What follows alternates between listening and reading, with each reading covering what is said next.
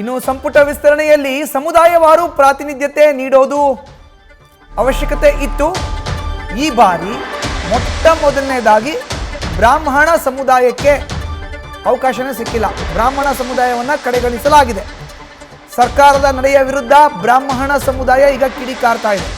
ಕಾಂಗ್ರೆಸ್ನಲ್ಲಿ ಬ್ರಾಹ್ಮಣರಿಲ್ವಾ? ಬ್ರಾಹ್ಮಣರಿಗೆ ಯಾಕೆ ನೀವು ಅವಕಾಶವನ್ನು ಕೊಟ್ಟಿಲ್ಲ?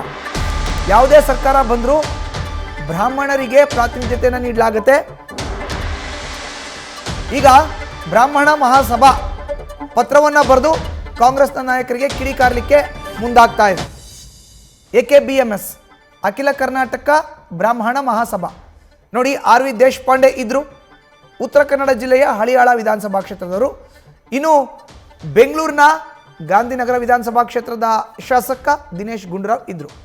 ಇಬ್ಬರಲ್ಲಿ ಒಬ್ಬರಿಗೆ ನೀವು ಸಚಿವ ಸ್ಥಾನ ನೀಡಬಹುದಾಗಿತ್ತಲ್ವಾ? ಬ್ರಾಹ್ಮಣರೇ ಬೇಡವಾ ನಿಮ್ಗೆ? ಹಾಗಾದರೆ ಬ್ರಾಹ್ಮಣ ಸಮುದಾಯವನ್ನು ನೀವು ಕಡೆಗಣಿಸ್ತೀರಾ ಅನ್ನೋ ಪ್ರಶ್ನೆಯನ್ನು ಮಾಡಲಿಕ್ಕೆ ಮಹಾಸಭಾ ಮುಂದಾಗಿದೆ. ಬ್ರಾಹ್ಮಣ ಸಮುದಾಯದ ನಾಯಕರು ಕಾಂಗ್ರೆಸ್ ಪಕ್ಷದಲ್ಲಿ ಇದ್ದಾರೆ. ಹಲವು ನಾಯಕರ ಇದ್ದಾಗ್ಯೂ ಕೂಡ ಸಂಪುಟದಲ್ಲಿ ಅವರಿಗೆ ಅವಕಾಶ ಕೊಟ್ಟಿಲ್ಲ. ಇರುವ ಎಲ್ಲರಿಗೂ ಅವಕಾಶ ಕೊಡಿ ಅಂತ ನಾವು ಕೇಳ್ತಾ ಇಲ್ಲ. ಒಬ್ಬರೋ ಅಥವಾ ಇಬ್ಬರಿಗೆ ನೀವು ಸಚಿವ ಸ್ಥಾನವನ್ನು ಕೊಡ್ಬೋದಾಗಿತ್ತು. ಇತಿಹಾಸದಲ್ಲಿ ಎಂದೂ ಈ ರೀತಿ ನಡೆದಿರೋದೇ ಇಲ್ಲ. ಬ್ರಾಹ್ಮಣ ಸಮುದಾಯವನ್ನು ಹೊರಗಿಡುವ ಅವಶ್ಯಕತೆ ಇರಲಿಲ್ಲ. ದಿನೇಶ್ ಗುಂಡೂರಾವ್, RV ದೇಶಪಾಂಡೆ ಅವರು ಇದ್ದಾರೆ. ಅವರಿಬ್ಬರಲ್ಲಿ ಒಬ್ಬರನ್ನ ನೀವು ಸಚಿವರನ್ನಾಗಿ ಮಾಡಬಹುದಾಗಿತ್ತು. ರಾಜ್ಯ ಮತ್ತು ರಾಷ್ಟ್ರೀಯ ಕಾಂಗ್ರೆಸ್ ನಾಯಕರಿಗೆ ಈಗ ಮಹಾಸಭಾ ಪತ್ರ ಬರೀಲಿಕ್ಕೆ ಮುಂದಾಗಿದೆ.